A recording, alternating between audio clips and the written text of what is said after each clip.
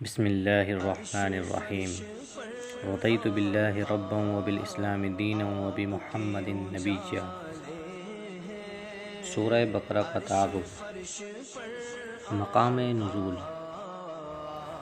حضرت عبداللہ بن عباس رضی اللہ تعالی عنہما کے فرمان کے مطابق مدینہ منورہ میں سب سے پہلے یہی سورہ بقرہ نازل ہوئی۔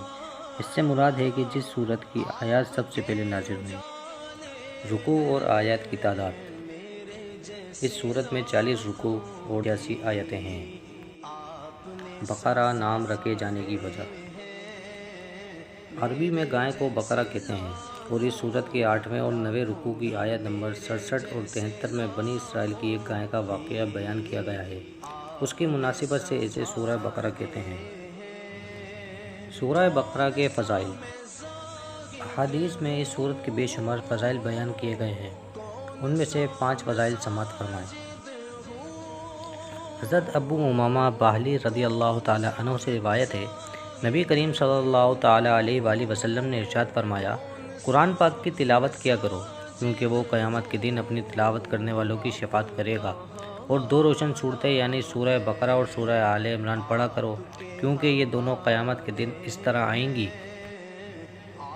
جس طرح 2 بال ہوں یا 2 صاحبان ہوں یا 2 اڑتے ہوئے پرندوں کی قطاریں ہوں۔ یہ دونوں صورتیں اپنے پڑھنے والوں کی شفاعت کریں گی۔ سورہ بقرہ پڑھا کرو کیونکہ اس کو پڑھتے رہنے کی برکت ہے اور نہ پڑھنے میں ثواب سے محروم رہ جانے پر حسرت ہے، اور جادوگر اس کا مقابلہ کرنے کی طاقت نہیں رکھتے۔ حضرت ابو ہریرہ رضی اللہ تعالیٰ عنہ سے روایت ہے، حضور پرنور صلی اللہ تعالیٰ علیہ وآلہ وسلم نے ارشاد فرمایا، اپنے گھروں کو قبرستان نہ بناؤ، یعنی اپنے گھروں میں عبادت کیا کرو، اور شیطان اس گھر سے بھاگتا ہے جس میں سورہ بقرہ کی تلاوت کی جاتی ہے۔ حضرت ابو مسعود رضی اللہ تعالیٰ عنہ سے روایت ہے، سرکار دو عالم صلی اللہ تعالیٰ علیہ وآلہ وسلم نے ارشاد فرمایا، جو شخص رات کو سورہ بقرہ کی آخری 2 آیت پڑھ لے تو اسے ناگہانی مصائب سے کافی ہوں گی۔ حضرت ابو ہریرہ رضی اللہ تعالیٰ عنہ سے روایت ہے، حضور اقدس صلی اللہ تعالیٰ علیہ وآلہ وسلم نے ارشاد فرمایا، ہر چیز کی ایک بلندی ہے اور قرآن کی بلندی سورہ بقرہ ہے۔ اس میں ایک آیت ہے جو قرآن کی تمام آیتوں کی سردار ہے اور وہ آیت الکرسی ہے۔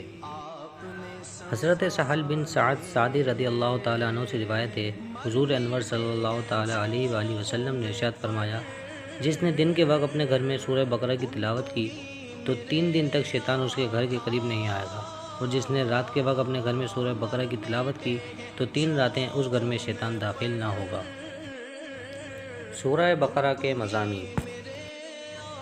یہ قرآن پاک کی سب سے بڑی سورت ہے اور اس سورت کا مرکزی مضمون یہ ہے کہ اس میں بنی اسرائیل پر کیے گئے انعامات، ان انعامات کے مقابلے میں بنی اسرائیل کی ناشکری، بنی اسرائیل کے جرائم جیسے بچڑے کی پوجا کرنا، سرکشی اور عناد کی وجہ سے حضرت موسیٰ علیہ السلام سے طرح طرح کے مطالبات کرنا، اللہ تعالیٰ کی آیتوں کے ساتھ کفر کرنا، انبیاء کرام علیہ السلام کو ناحق شہید کرنا اور عہد توڑنا وغیرہ، گائیں ذبح کرنے کا واقعہ، اور نبی کریم صلی اللہ تعالیٰ علیہ وآلہ وسلم کے زمانے میں موجود یہودیوں کے باطل عقائد و نظریات اور ان کی خباثتوں کو بیان کیا گیا ہے، اور مسلمانوں کو یہودیوں کی دھوکہ دہی سے آگاہ کیا گیا ہے۔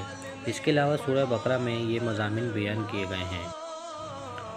قرآن پاک کی صداقت، حقانیت اور اس کتاب کے ہر طرح کے شک و شبہ سے پاک ہونے کو بیان کیا گیا ہے۔ قرآن پاک سے حقیقی ہدایت حاصل کرنے والوں اور ان کے اوصاف کا بیان، ازلی کافروں کے ایمان سے محروم رہنے اور منافقوں کی بری خصلتوں کا ذکر کیا گیا ہے۔ قرآن پاک میں شک کرنے والے کفار سے قرآن مجید کی صورت جیسی کوئی ایک صورت بنا کر لانے کا مطالبہ کیا گیا اور ان کے اس چیز سے عاجز ہونے کو بھی بیان کر دیا گیا۔ حضرت آدم علیہ السلام کی تخلیق کا واقعہ بیان کیا گیا اور فرشتوں کے سامنے ان کی شان کو ظاہر کیا گیا ہے۔ خانہ کعبہ کی تعمیر اور حضرت ابراہیم علیہ السلام کی دعا کا ذکر کیا گیا ہے۔ اس صورت میں نبی کریم صلی اللہ تعالیٰ علیہ وآلہ وسلم کی پسند کی وجہ سے قبلے کی تبدیلی اور اس تبدیلی پر ہونے والے اعتراضات و جوابات کا بیان ہے۔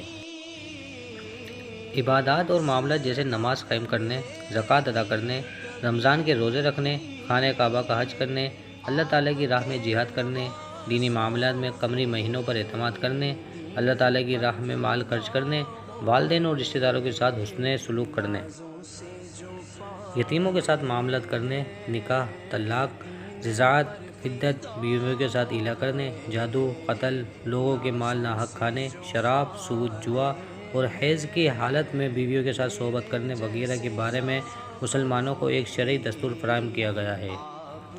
تابوت سکینہ، طالوت اور جالوت میں ہونے والی جنگ کا بیان، مردوں کو زندہ کرنے کے ثبوت پر حضرت عزیر علیہ السلام کی وفات کا واقعہ ذکر کیا گیا ہے۔ حضرت ابراہیم علیہ السلام کو 4 پرندوں کے ذریعے مردوں کو زندہ کرنے پر اللہ تعالیٰ کی قدرت کا نظارہ کروانے کا واقعہ بیان کیا گیا ہے۔ اس سورت کے آخر میں اللہ تعالیٰ کی بارگاہ میں رجوع کرنے، گناہوں سے توبہ کرنے اور کفار کے خلاف مدد طلب کرنے کی طرف مسلمانوں کو توجہ دلائی گئی ہے اور مسلمانوں کو قیامت کے دن سے ڈرایا گیا ہے۔ سورہ فاتحہ کے ساتھ مناسبت۔